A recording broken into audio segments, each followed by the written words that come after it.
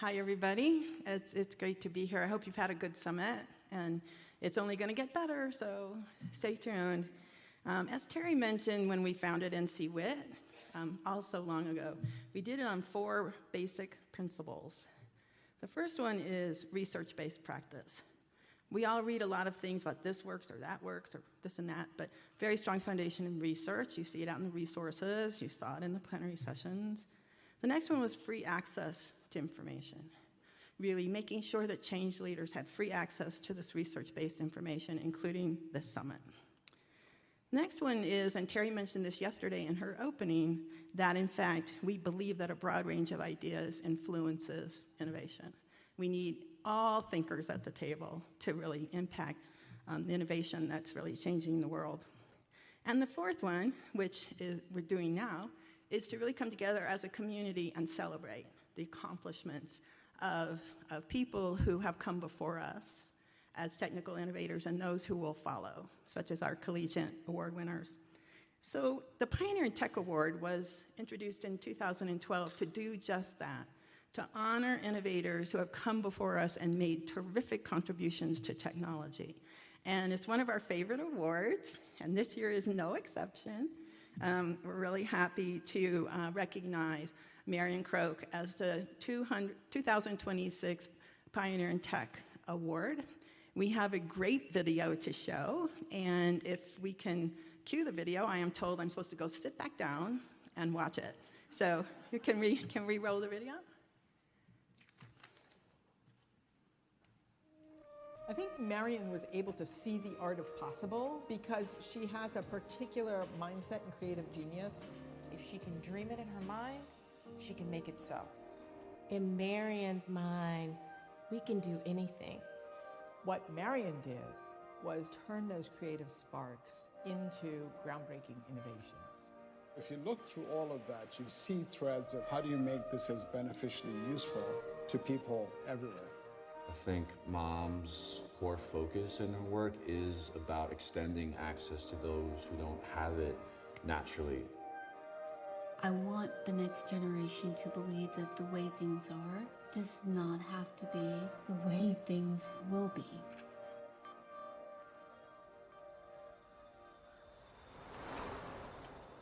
Let me tell you about the famous chemistry set story. I remember growing up, Susie and I kind of like dolls.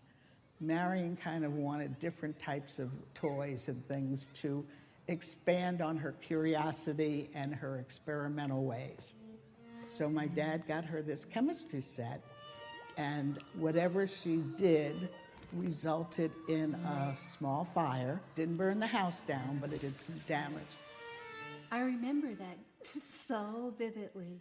But my father said, don't worry about it. Just tell me what happened. And next time, don't try to hide it. And I'm like, the next time, take that chemistry set away from her.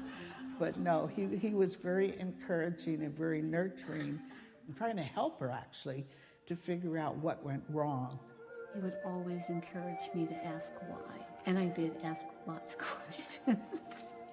So my sense of curiosity, my sense of self, I have to attribute that mostly to my father for what I've done with my life. From the very beginning, family was the foundation. To the world, she's Marion Croak, holder of more than 200 patents, a pioneer shaping the future of AI. But to us, she's just Mom. When I was trying to work on some of my inventions, I would work with my kids on trying to just do something creatively, something that would just loosen up my brain muscles so that I could think in different ways and see things in different ways. And now with my grandchildren, I'm going through that renaissance again. Mom didn't just teach us what to think. She taught us how to wonder and how to trust our instincts, how to lead with integrity. Those lessons, they'll be passed down for generations. They're more than just teachings. They're our legacy.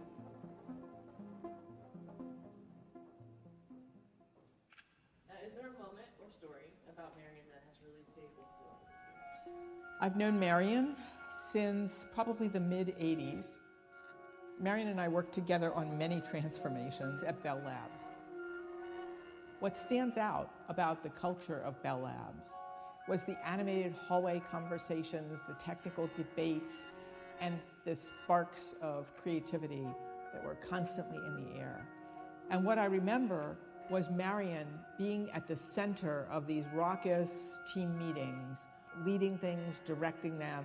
What Marion did through her leadership and invention was figure out how to help people communicate with each other in ways they had never thought of. Believe it or not, Marion Croak laid the foundation for many of the things that we just take for granted today.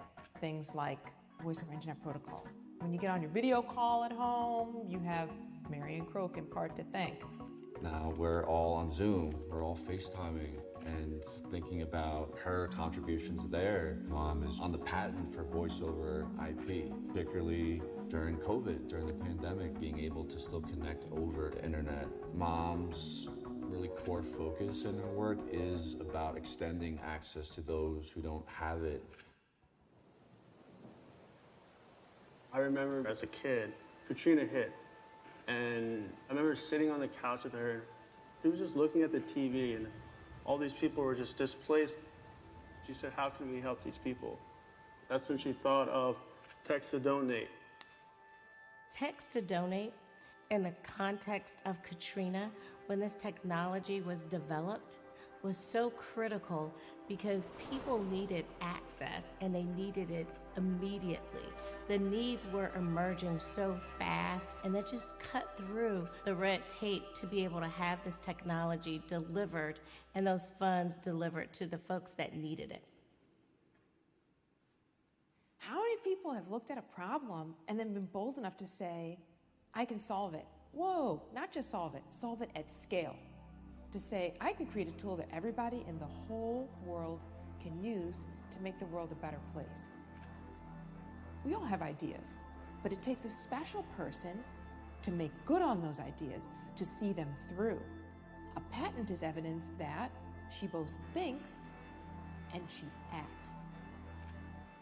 If you think about some of Marion's original work at Bell Labs, she was managing all these researchers. She's one who also encouraged, for example, people at Bell Labs and AT&T to transition to TCP/IP. If you look at what TCP/IP protocols are about, they're about opening up communication systems. If you look through all of that, you see threads of questions about how you build for everyone. How do we bring this technology when people are in moments of need or in moments of crisis? How can we take technology as a conduit for the better of humanity and social good? A lot of her work is really about how to work on this conjunction of deep technology with the objective of actually have good societal impact. I believe Marion's first approach is, what do the people need? The humanity. The second thought is the purpose. And then the third thought is, how do we accelerate it, enhance it, and optimize with technology? So we're going to now kind of shift our perspective and share a video with you. I met Marion on my Google interview panel. I was super excited to see her. Because in this field, you really don't see a lot of women of color. I think the beauty of having Marion as a mentor is she taught me how to navigate conversations and hear what is being said when there are no words spoken, particularly in tech. I mean, she was built for it, and you can see it. Like, this woman is that girl, right? She's the most powerful, smallest woman I've ever met. Monique, she's wonderful. People often describe me as being very calm and caring, and I try to portray that in my mentorship of people because that's what I've received. Culture is the single most important thing for any organization. What I see a lot in Marion's work is actually serving as a great model for that. One important aspect of her leadership role is actually empower and steer her leaders, when to empower them and when to actually provide more guidance. By doing this kind of guidance, that's how you build also the next generation of leaders. Marion has been a big influence on my career and my life, helping to kind of steer my path. Specifically at Google, I'm grounded in Marion's philosophy is like, if I focus on doing the right thing, leave things better than when you got there, you will be successful. and I strongly believe that. I don't think everybody has a Marion, and we get to be selfish about the fact that we do have her. Her personality will resonate in the products that we are making. She's doing work for her grandchildren. I'm doing work for mine as well. The history books will tell the story. I want the next generation to inherit from the work that I've done just the belief that they can do it as well. Maybe at some point soon I'll be satisfied, but maybe I won't. There's this thought in my mind that I'm still 7 years old. I think it's important that we bring out that child in people so that they can use their imaginations and try to see a future of possibilities.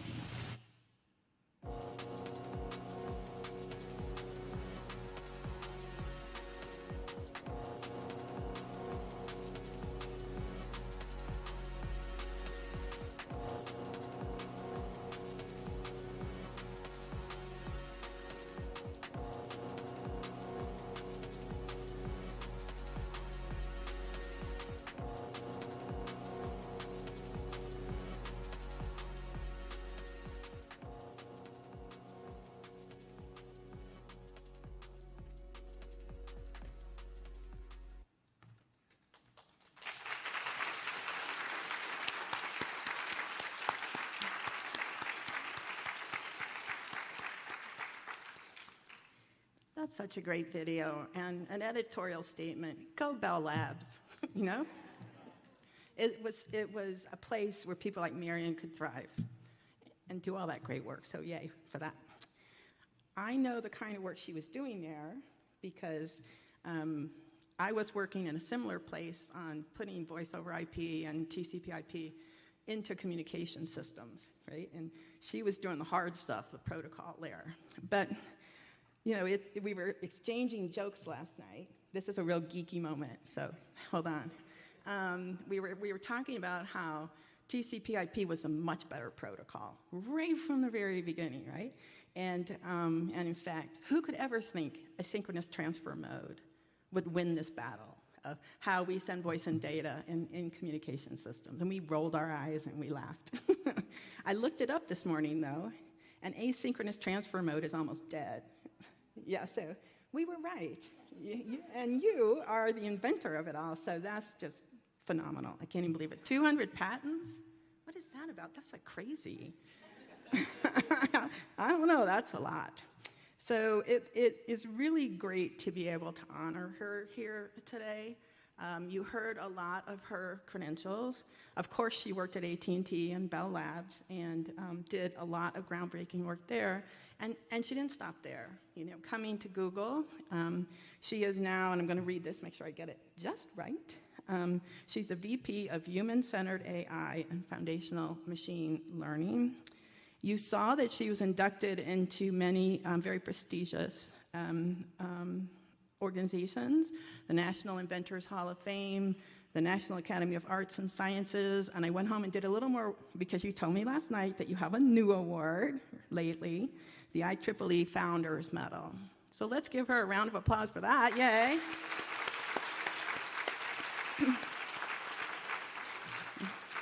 And I think you also see her passion for mentoring.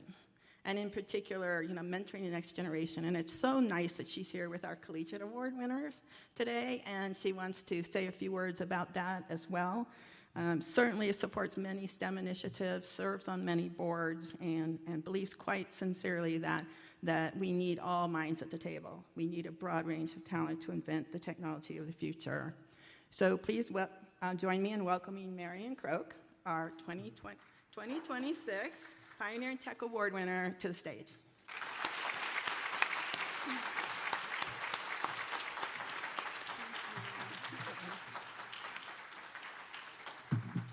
Thank you so much. It's my honor to be here, and I'm so grateful, deeply grateful to receive this award, especially among so many giants in the field. As Lucy said, the women of Bell Labs, we were a power force, but very quiet, very diplomatic, but definitely rolling our eyes a lot.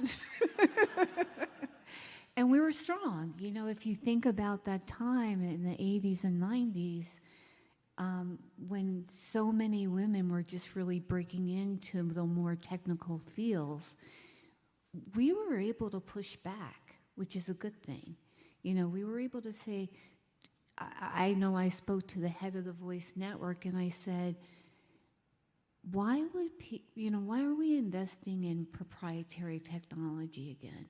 We had to, move away from the technology that's used to support the Voice Network to a more packet-based system. And you could have done that in a number of ways, and one, of course, is what everyone was trying to do in terms of supporting TCP and having it open. But the mindset at the time in Bell Labs among the executives was very different than that. They wanted a proprietary protocol. They wanted an expensive one. They wanted, people to have to pay for access to the network. They wanted their traditional business back, and the business was changing. So it was an interesting period, and that's, only to say that I think I've been in tech 43 years now, 44. The years are going way too fast. And I've been very fortunate to live through many technology revolutions, including what's going on with AI. And I remember in the days when we were doing the VoIP work, people were very concerned about it. I know I would go into meetings with other people, women included, and I would feel terrified because they would be attacking me. And then over time, I realized they were afraid of losing their jobs too. If VoIP was made to be reliable with the same quality of service, it was, they felt like they were going to lose their job. Well, we kept working at it, just a few of us, we kept working at it, and then we got it to work, and we got it to scale. And so I can still remember the day where the CEO of AT&T announced that they were going to introduce the first VoIP service. Someone didn't press the timer, so I hope I'm okay with time, because I do want it to open up to questions. And I didn't have prepared remarks, but as you can see, I talk a lot. But anyway, it was an amazing, my journey has been amazing, and I don't want to go too far into it, but I want to say that I've had so many good mentors, a couple of good sponsors, which may even be more important, and I now spend about 50% of my day. I just turned 71. I'm still working full-time at Google. But I would say I spend about 50% of my week, I'll put it that way, maybe a little less, not only on technical work, but on mentoring people. And that's like a gift to me, because I'm able to give back to what I received, for what I received. And I found out early in my career just how important that was, and I'm going to tell you one quick story, and then I'll open it up. So when I first started working at Bell Labs, I was given this assignment, and it's somewhat ironic because I'm imagining many people joining corporations today and getting the same assignment. And the assignment was to see if all the products, let me first say that AT&T was divided into product areas, and they had Bell Labs supporting all the product areas, but they were somewhat siloed. And you can think of them as business units or whatever.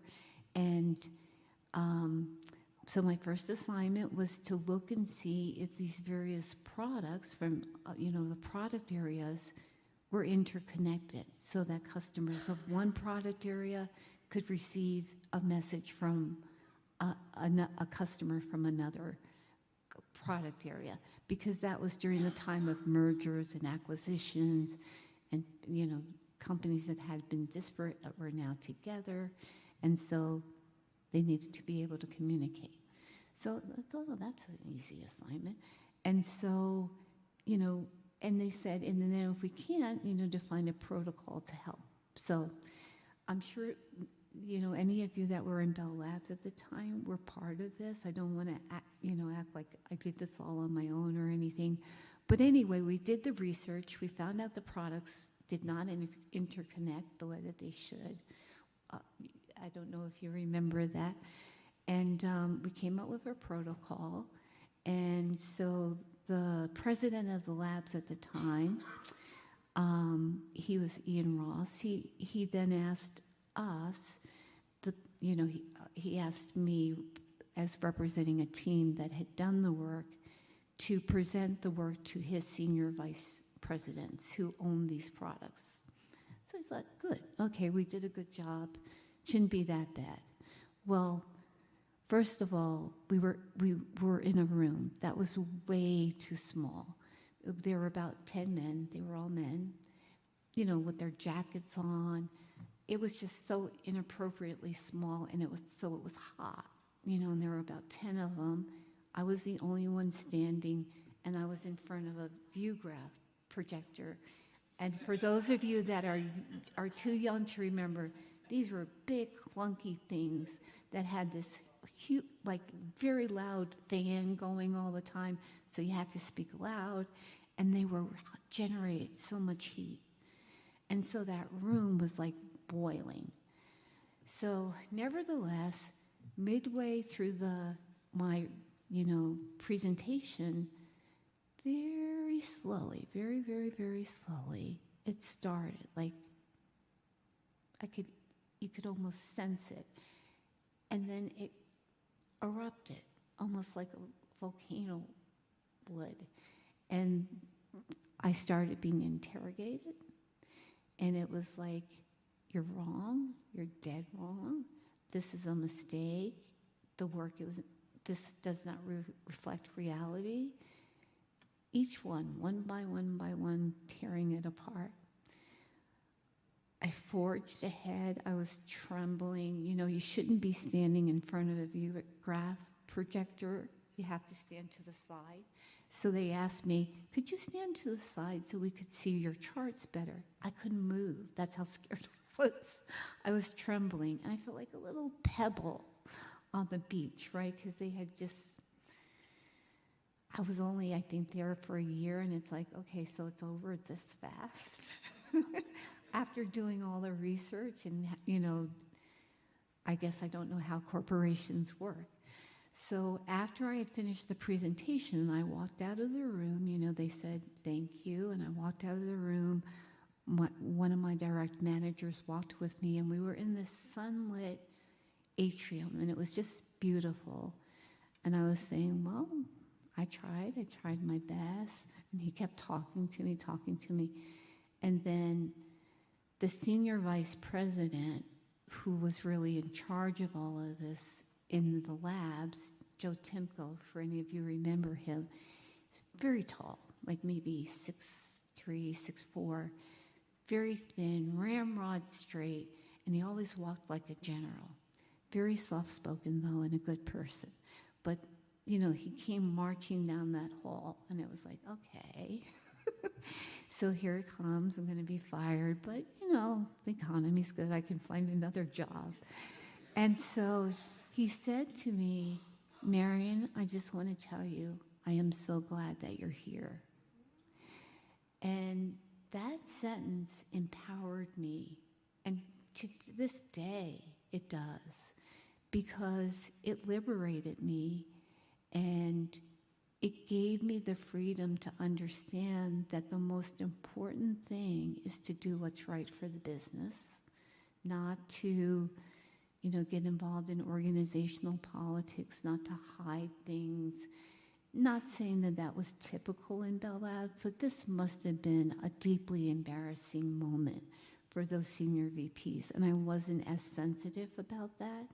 I was just very objectively giving people a research report. So I learned from it, but I also just felt like, boy, I have all the power in the world, if all you have to do is think about what's best for the business and then convince people of that.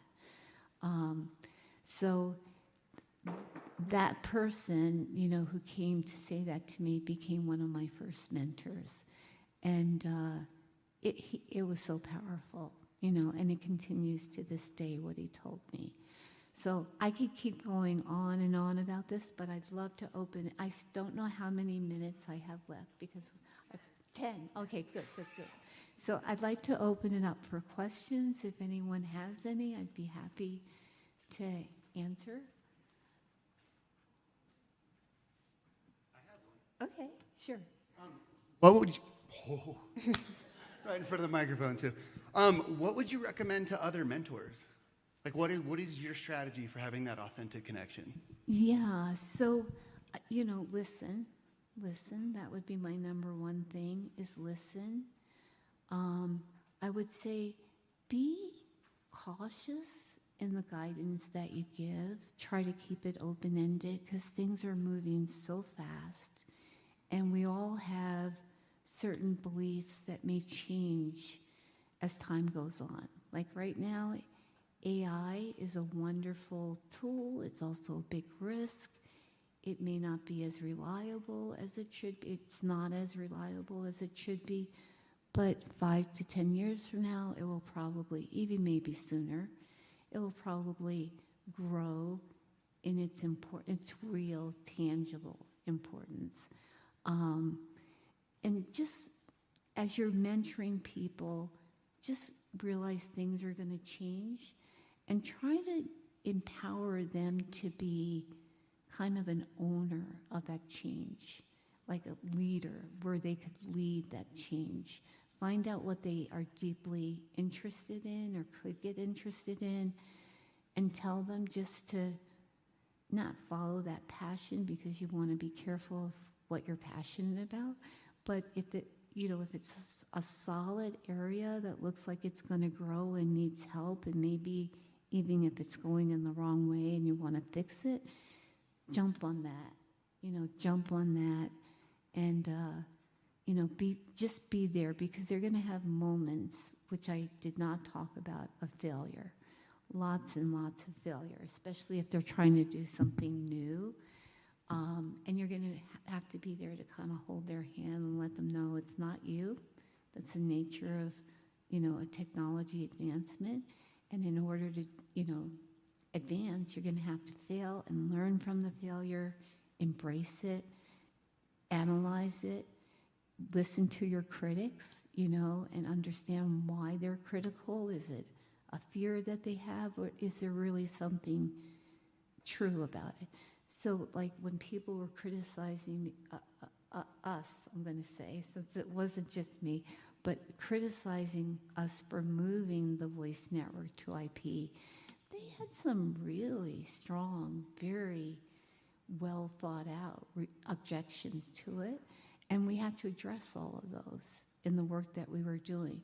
So, as a mentor, I would say tell whoever you're mentoring, don't run away from criticism and don't think of it as a bad thing. It's almost like a gift that someone's giving you, if you can, decipher it and understand how to execute on it.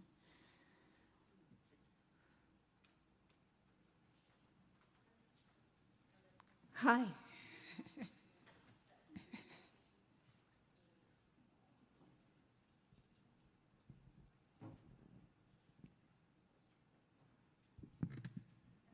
There we go. First of all, congratulations on numerous awards and for your recognitions. Well-deserved, obviously. And also, thank you for paying it back or forward by mentoring other people. When I see someone like yourself that's so inspiring to us all, I wonder, how in the world did she become so confident or, feel like she could succeed? Because I feel like you need to know you can do it and have some confidence at least. I'm just wondering if you have any women that inspired you, kind of who started you on this journey, or what women did you see that inspired you to get you started? So I have to talk about my mother. And the first difficulty that I ran into was when I was in graduate school.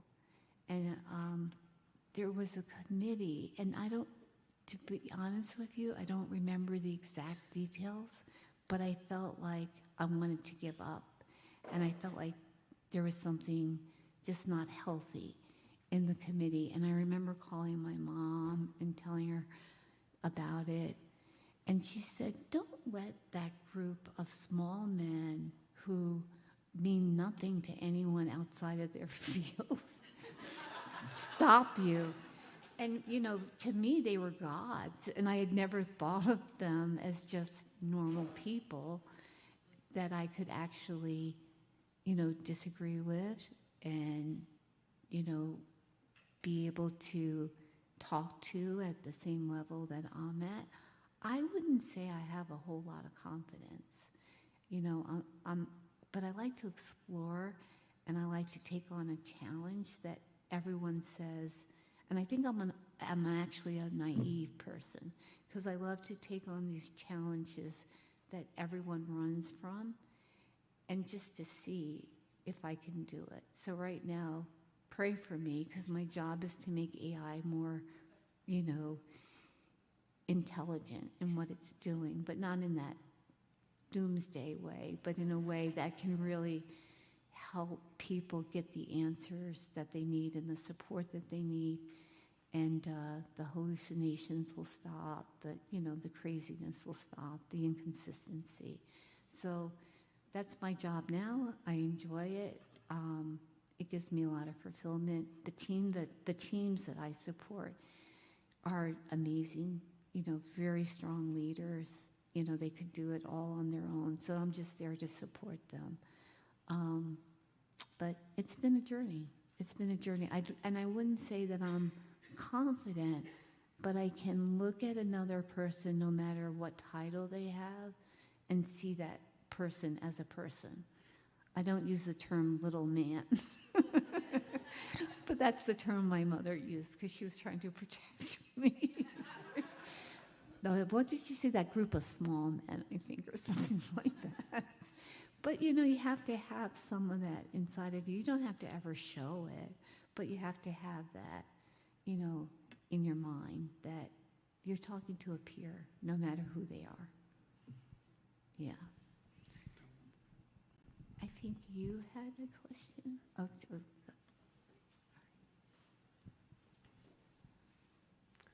Hi. Hi. Congratulations again, and thank you for paying it forward. We really appreciate it. My question is, you have over 200 patents, and I know the process of that is not easy, as well as it's not cheap. Any advice to those, like, because a lot of people have ideas, but they just don't go that extra step to be able to do that. So any advice on how your process was? Did you have assistance with people who help, like, sponsor that, so that, especially with the college awardees here, they might have tons of ideas, so any advice to that? So another mentor that I had, and he actually helped with the transition to IP and VoIP. But anyway, he was a leader at the labs at the time, and his name is on all my patents. And I think he probably has over 2,000 patents. So anyone in the labs that had a patent, his name would go on the patent. Edison was a lot like that too. And it's not to say he didn't give you encouragement and listen to you, but nevertheless, that happens sometimes. And he was very, very, very helpful in certain ways, you know, and very like kind of a slave driver in other ways. But I would say I was fortunate because I worked in a corporation, and a corporation has a whole kind of army of people who will help you produce the patent. And because this person that I was talking about, because his name went on every patent, and he was like, you know, I don't know, he had like multiple titles, multiple patents, multiple titles. He had so many titles, but his name would always be in it, so that facilitated the process. At Google, it was interesting when I first got there, they said, no more patents for a while because they were always in court fighting patents, and they just said, we're not going to patent anything for a while. Now they're very strongly more involved in patents, and so more have been created. But in a corporation, you get a lot of support. I can't imagine what you have to go through to just get an individual patent. But there's a wonderful office in Washington, the Patent Office, and they have a great website, and they will tell you everything you need to do. But it's easier if you're working for a corporation. It won't be your patent. Do you know, it will be the organization's patent, but your name will be on it. So I hope that helps.